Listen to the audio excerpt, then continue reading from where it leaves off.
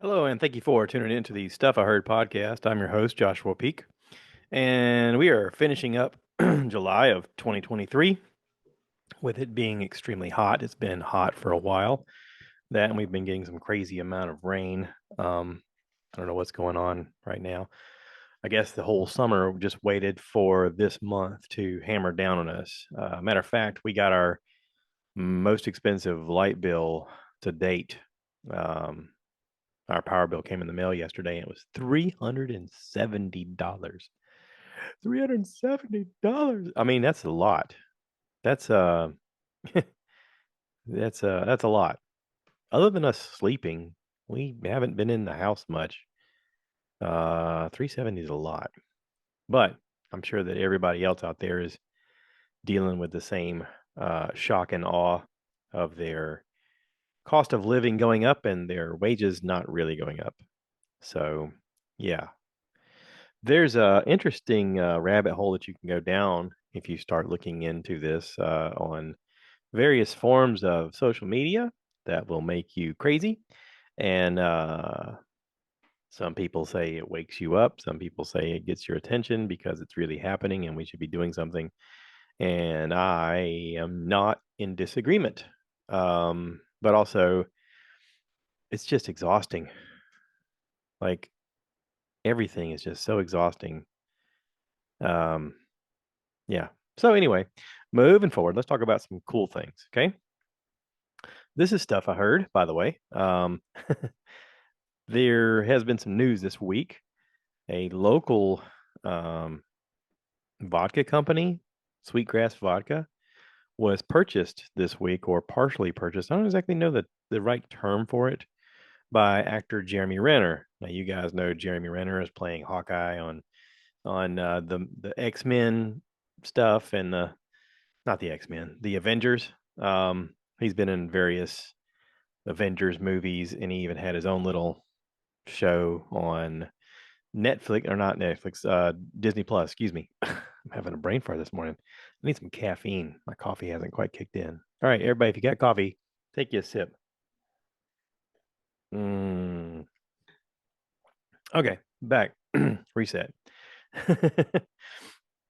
Okay, so his Disney show is really great. Some of his best acting, I think, aside from just the moments he's on screen in the Avengers stuff, the things he says is really fantastic. He's like, none of this makes any sense. There's gods out here. I'm a guy with a bow and arrow. This doesn't make any sense. I shouldn't even be here. Um, but I like his character. I like him. I've liked him in various things he's been in. One of the things that people overlook is his kind of funny movie he did with some other fellow actors called Tag, where basically these grown men just never stopped playing tag their entire life. And it's hilarious. And of course, who can forget him as the one person who stepped in Matt Damon's role of being the super action star? Um, God, what was that called? You know what? My caffeine has not let my brain do any of the talking, so let's just Google it. Jason Bourne. Yeah, he played Jason Bourne the one time that Matt Damon didn't play it. It was fantastic. I don't know why. Oh, here's the thing. I'm just talking about it, and it says why Matt Damon was replaced in Jason Bourne. Uh, Said he decided to leave the franchise after making the third movie, The Bourne Ultimatum, and then it was decided that he wanted to leave the franchise because Paul Greengrass had decided to step down as director of the movie. So yeah, that was the one time that Jeremy Renner got to play Jason Bourne or a Bourne type character. Um, Great movie, great acting. I liked him in The Town. I liked him with Ben Affleck when they're sitting around and Ben's girlfriend in the show has been assaulted or whatever, and he he knows who it is, and he comes to him, and I guess they're like family or best friends or something.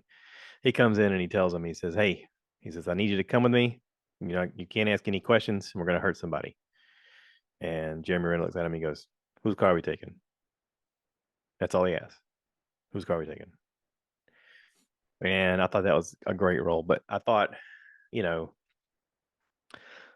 I like him. Um, he got into a really bad accident trying to help someone with his snowplow. Somehow he fell off the snowplow, or it got away from him, or anyway, it ran over him and he ended up breaking like 30 bones and he almost died.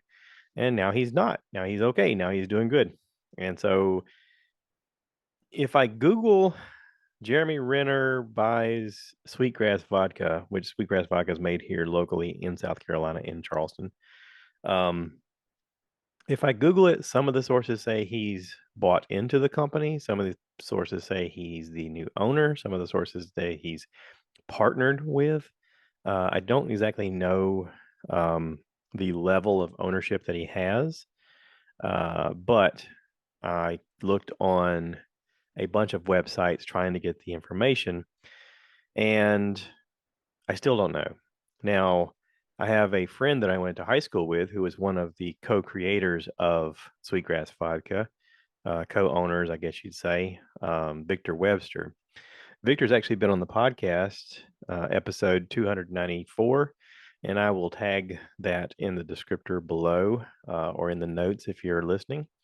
And or if you want to just find it, episode 294. So the story of Sweetgrass is interesting. And Jeremy says in an interview with People Magazine, he said, I'm so grateful for the progress that I've made this year, which has allowed me to move forward with my interest in Sweetgrass Vodka. The actor writes on his post, their mission is rooted in community and shared experience, which is why I, which is why the second I heard it, I knew I wanted to become a part of it. So what is their mission? What is their story? Their story is what got me involved. The story of them basically, and Victor explains this on the podcast. He says that him and some friends were talking about starting their own vodka company because they like to drink, they liked the area, they liked the certain flair that the South has to it, and why don't we go into a venture that sort of leans itself towards celebrating some of the things that are here in the South and allowing some locals here to get involved in this opportunity to grow a business. And you know it seemed like a opportune moment to start a vodka company. So they started a vodka company, and in the process, while they were creating this vodka, they thought, man, this is going to be great. We could go around and we could sell it locally, and maybe we could branch out because we know some people, and it's always good to know people because sometimes you have friends that have liquor distributorships, or sometimes you have friends that are partnered in other states that are also doing the same thing you're doing, and you're like, hey, maybe I could talk to you to figure out how to get in your state and that sort of thing. So it's just a good idea. But the moment they went to put out their new product, the world had a pandemic, and suddenly the world didn't need vodka. They needed answers, they needed solutions, they needed help. A lot of the local fire and rescue and hospitals were running out of hand sanitizer, and there was a big push for people to want hand sanitizer. And so they started looking at their production line, and they were like, what we make is not that different than hand sanitizer. We can convert our line over and just make hand sanitizer instead of alcohol, instead of drinking alcohol. So they did that, and they realized that, oh, there's a lot of people in need, and we have the means to help people. Let's just give away as much as we can afford to do, um, to try to help as many people as possible, because this problem is bigger than us, and we're in a unique situation to help people. So they did. And you could say it's because they're Southern. You could say it's because they're from Charleston. You could say it's because it's just the humane thing to do, the right thing to do. But they could have made a choice and said, nah, people are drinking, man. It's a good time to make alcohol. Let's just make alcohol and they'll buy it. And yeah, profits, baby. Let's just go for profits. And they didn't go for profits. They went for, let's try to help people. And, Victor told me they all lost millions of dollars trying to just help people, just to do the right thing. And Luckily, we got through the other side of the pandemic and they were able to start selling vodka. And I told them, I said, more than anything, you need to get people to hear your story. You need to get people to hear why they should even try your product. Because, I mean, vodka tastes generally like vodka. I've never had one vodka and went, that's better than that one. Um, Although I'm not really a vodka drinker. I'm a beer drinker. But I thought your first step of any venture whenever you're coming out with a new product is how do I get you to try my product? So here's an idea. Community. Okay. That's the thing I talk about on this podcast, is the thing I try to promote. How do you use community to help yourself? How do you use community to help other people? How can your community help each other? I know Victor. I grew up with Victor. He's a good guy. He's come up with an idea for a product and during a time of crisis decided not to make a dollar, but instead tried to help people. That story needs to be the story that then persuades the purchaser to go, you know what? That was cool. Let me support them and let me buy a bottle or let me buy two. And maybe I like it. Maybe now that's my preferred vodka. Maybe now that'll be the thing that I like. If I try it, maybe I'll go, you know what? I'd rather support him than some company of people that I don't know. You know, if you're going to support community and talk about local community and support local and that sort of thing, here's a great opportunity with a great product who quite simply is killing it. They've entered a bunch of competitions and they've won awards for being outstanding, and they're local and they're good guys and they're trying to do the right thing for the right reason. And if you have the opportunity, go try some Sweetgrass Vodka. And if you see Victor, if you see any of the guys that are in the ownership of this wonderful venture, let them know, hey, you guys did the right thing. Thank you. I want to show you support, and I want to make you my provider for my vodka here locally. And who knows? Maybe you share it with a friend, and they go, hey, where do I get some of this? And that's how it works. So I'm glad that Jeremy Renner is involved. Um,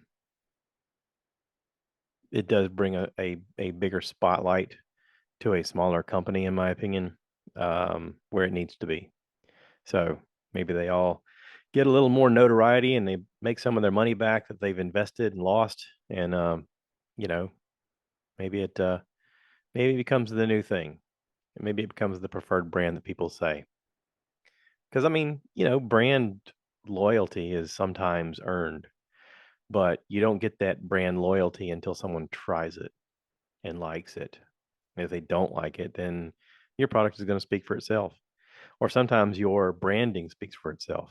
The decisions you make as a company speaks for itself. The decisions they've made seems pretty great. Apparently their product is really good because they're winning awards for taste and flavor and craftsmanship and all that stuff. So go try some Sweetgrass Vodka. That's all I'm saying. I got a bottle sitting in the other room, but just saying, got to hear for when friends come over. And if you want to listen to Victor's podcast, it's episode 294. Yeah. All right. Now, let me switch gears and also talk about another good company. And this is going to sound like a weird commercially kind of thing, but I want to promote people who are doing good things. Now, as many of you know, I own a grill from a company called Grilla Grills, Grilla, Grilla. Okay. Now, I don't know where they're at. Let's see. They've got a website. They've got about us and stuff like that. There's a click on here thing for Canada. There's a thing for Wisconsin. I know they're originally, when I looked them up and when I bought mine, were in Wisconsin or Minnesota or something like that. It was a cold state.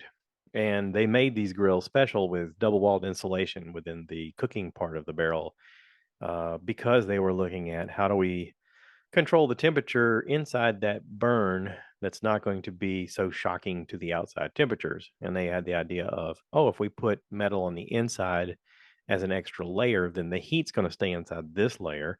And the cold from the outside is going to touch the outside layer, and that'll protect the temperature that you're maintaining and also make it to where you have a consistent cook and you're going to use less pellets and it's going to be cleaner burning and it's going to be that much better.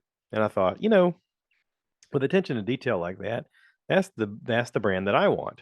And so I was looking at one online, and I was eyeballing it. It was around the same price as everybody else, all the big ones, Trigger and Rectech and stuff like that.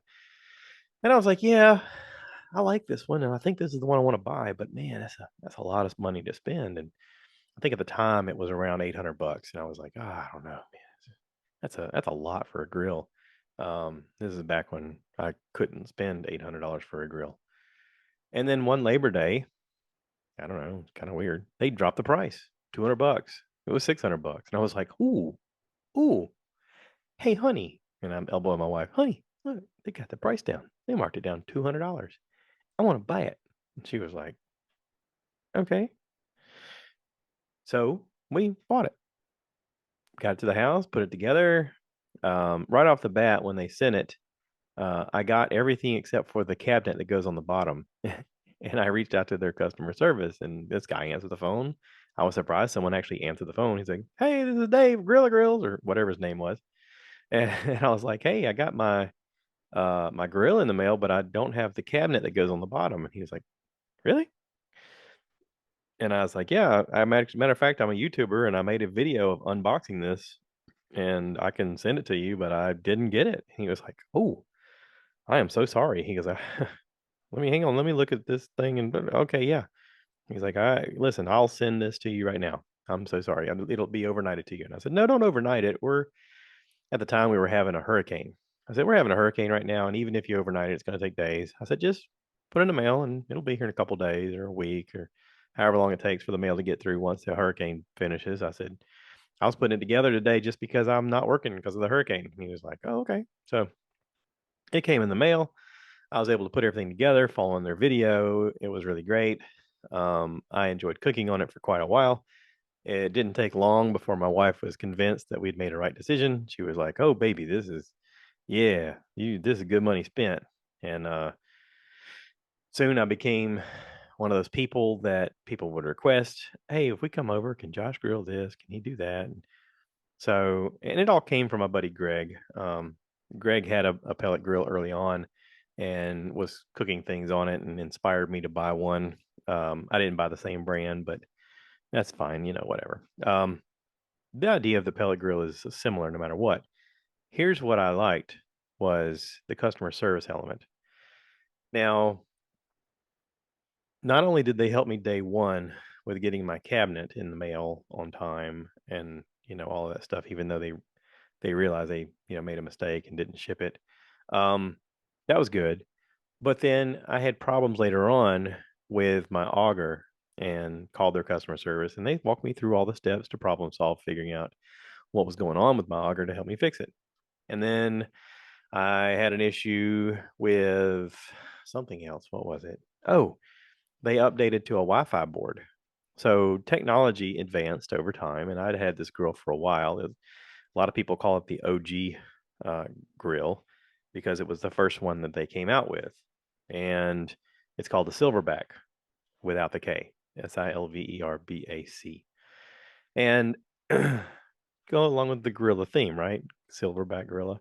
So I had this Silverback, and they were updating technology to where all the pellet grills coming out had Wi-Fi boards, and you think to yourself, "Why would I need a Wi-Fi board?"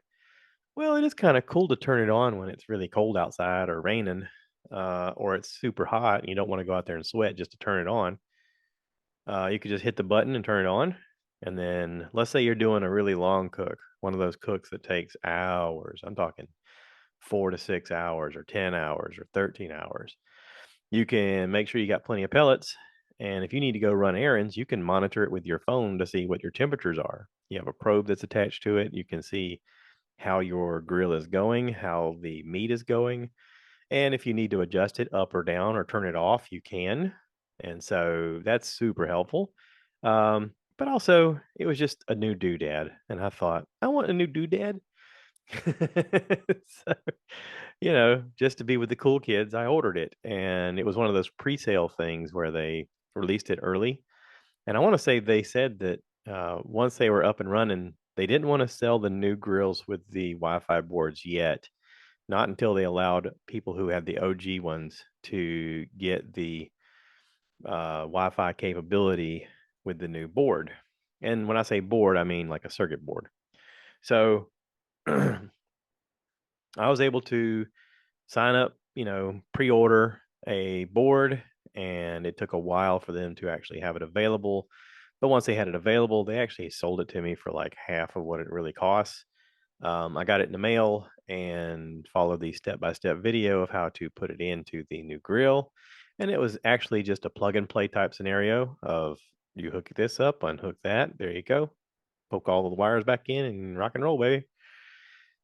And that's pretty much what happened. I did realize while doing it that I needed to zip tie my wires together and push them out of the way so they didn't interrupt the fan that's attached to the auger. Because when I first put them in, it was going pep, pep, pep, pep, pep, pep, pep, pep, pep, pep, pep, and I realized it was touching the wire. I was like, oh no. So anyway, but I did have something to come up when I was hooking it up that I needed to call their customer service, and they helped me again. And then during the process of putting that board in, I realized that my cabinets had a little bit of rust on them. And so I sent them a message and I with a video, and I said, "Hey, I've had this grill for years, and I guess because it's sitting outside, I do have it over a covered area with a cover, but I guess just being in the elements of the moisture and whatnot, it's developed some rust on the doors. And is this common, or is this something that I should just sand and put some Rust-Oleum on, or is there something, or is there a special paint I should use?" And they sent me a message back and said, "Well, that should never happen. We're so sorry you got ones that rusted. We'll send you two new ones for free." And they sent me two new doors for free. I'm talking within a week, I had two new doors in my hand. I was like, well, that was cool. What a cool thing to do. They didn't have to do that. That's awesome. Um, so then, years go by again with me with problem-free grilling. One thing I noticed though is after I put my Wi-Fi board in, I was having trouble with the buttons on the front weren't turning it on and off anymore. I could only do it with my phone, which was kind of a pain in the kind of a pain in the butt, especially when you're done cooking and you're trying to maneuver bringing everything inside, and then you got to remember to grab your phone and do the login and then the thing off. And I was like, can I just push the button? I want to push the button, but it wouldn't let me push the button. So I was like, okay, whatever. It may be because it's hooked up to the Wi-Fi and it thinks that it's supposed to use that all the time. That's how I told myself it was going to work. And I thought, well, there's no issue as long as I just keep touching this button. So I went with that idea, touching the button, always doing that, making sure that it was on. And recently, I want to say July 4th weekend, it was brought up by some friends. Hey, why don't you bring the grill over here? Because, our friends Dan and Lori have a pool. Why don't you bring the grill over here and we'll just, grill the salmon over here on the planks and stuff. And I was like, yeah, it sounds like a great idea. And I'm thinking to myself, oh, I can't even turn the grill on. I wonder if it'll work with just the app because I am on their Wi-Fi at the house. And I was like, well, we'll see what happens. Got it over there. Turns out I can't connect it because I can't turn it on with the button.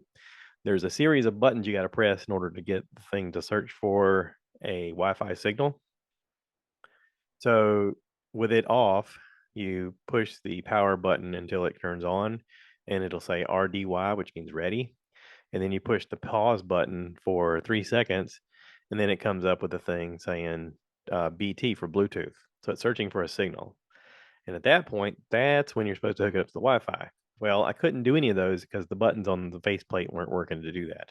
So, oh well, I came home, brought it home, hooked it back up, and I thought, well, I'll just cook with it here. Next time people come over, I'll grill here and then bring it over, and that'll just be a thing. And got it plugged in here, and it wouldn't connect here. And I was like, oh, come on, really? So I reached out to Grilla Grills. Actually, I wrote them quite an email just saying, hey, I like you guys. Um, let's see, what did I write originally?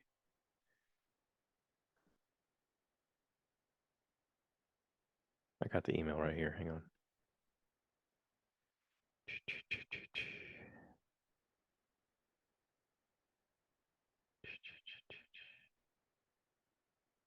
I don't see it.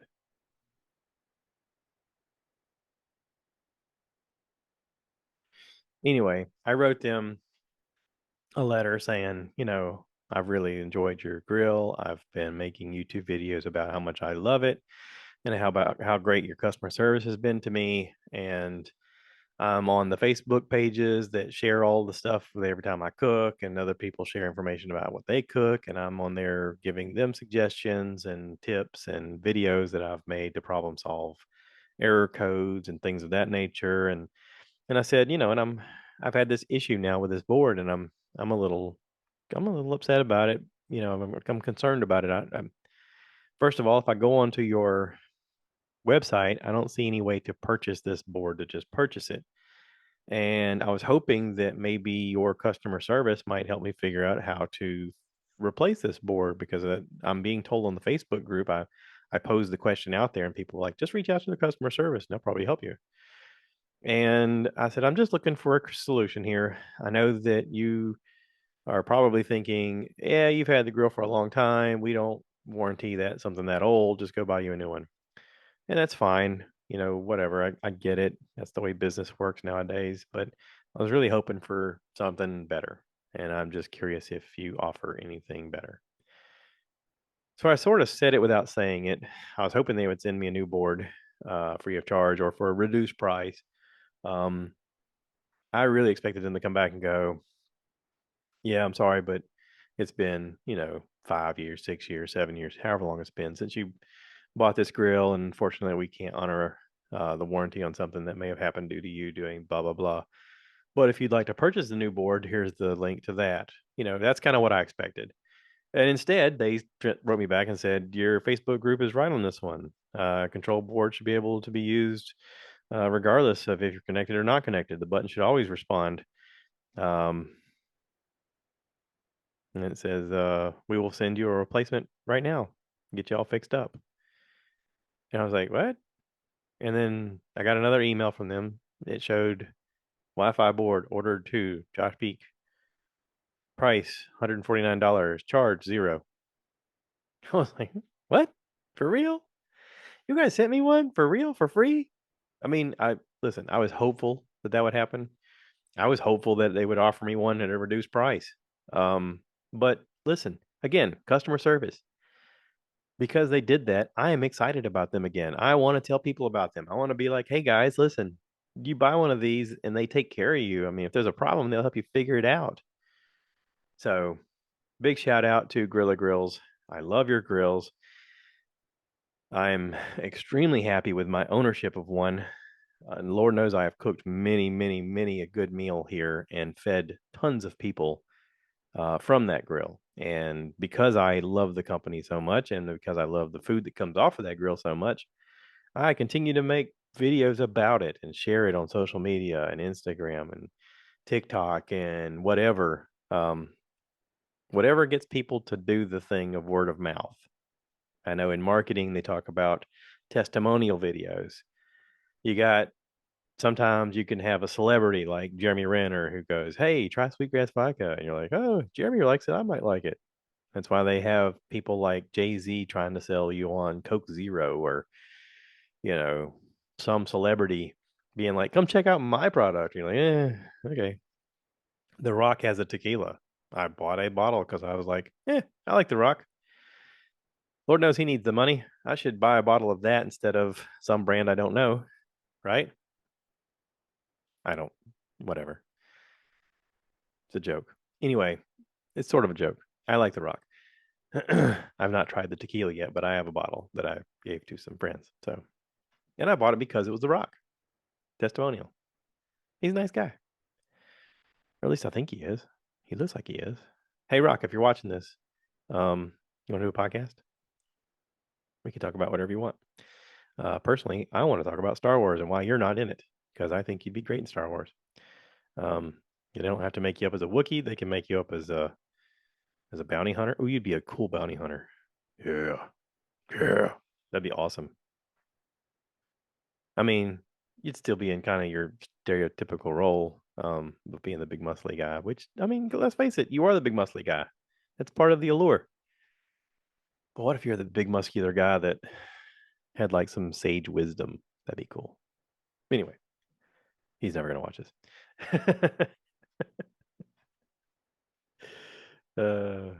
Yeah. All right. So that's it. I'm gonna quit talking now. feel like I've talked enough. I am watching something great. So this, I do want to share with you something that I enjoy, something that I think you'll enjoy. On Netflix, there's a show called SweetTooth. I It came out a while ago. There's 2 seasons out. I just watched season 1 and I think it's great. Um, I was not expecting to like it, but from the word jump, I like it. I like everything about it. It's wholesome-ish. It's sort of comic book-ish. I'm told this is part of the Warner Brothers buy-in to the superhero genre, but it's not really a superhero. It's anyway. The premise of the show, and I'll read you the tiny little sentence here that is the premise of the entire show. On a perilous adventure in a post-apocalyptic world, a boy who's half human and half deer searches for a new beginning with a gruff prospector. Now, with just that information, that's what I heard as the blurb on Netflix. I thought, nah, I'll pass. But I keep looking at it and I keep going, all right, maybe I'll watch it. It does have Will Forte in it. I like Will Forte. Isn't that who it is? When you click on cast, why doesn't it have him listed? It is Will Forte. Yeah. Yeah. The kid in this is great. Christian Convery plays Gus. He's great. He's a great actor. Uh the big man, the prospector they talk about, uh Nonso on Anozi. He is a big man.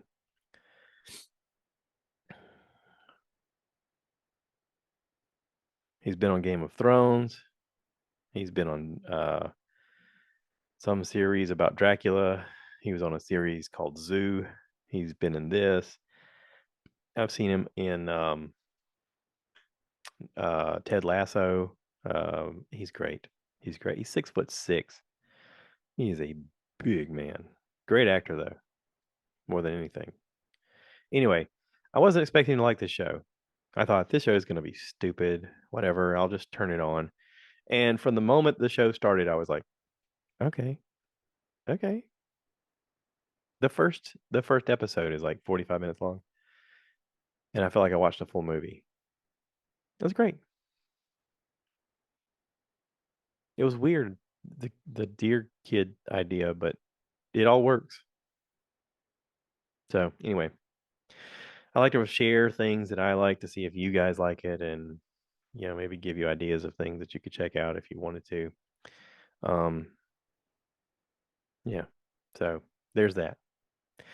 Also, let me throw this out there. Does anyone know how to Twitch? I'm not saying like you're nervous and so you have this little thing with your eye. I mean like the app Twitch where you do the online gaming thing.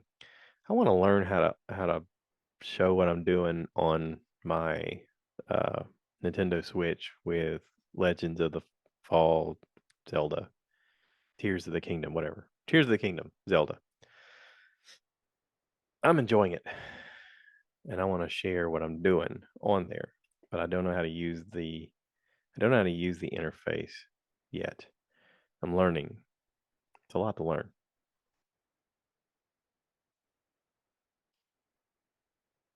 Yeah. I guess that's the underlying tone of all of this podcast. It's a lot because it is a lot. So, anyway, take that a lot, do with it what you will. Um, Again, shout out to Jeremy Renner and the people of Sweetgrass Vodka and Victor Webster and uh, Grilla Grills. I know this seems like a commercial episode, and it kind of is.